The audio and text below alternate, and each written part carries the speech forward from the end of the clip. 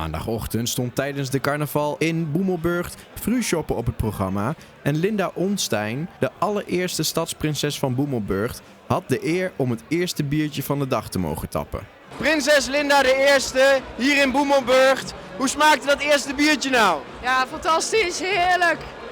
Hoe is het om prinses te zijn hier in Boemelburg? Ja, dat is ongelooflijk mooi om mee te maken. Helemaal leuk. Verdeeld over de Markt, Weverstraat, Marktstraat, Raadhuisplein, Schoolstraat en Weverplein treden er verschillende artiesten op. Van Jan Biggel tot de Dark Raver, voor ieder wat wils.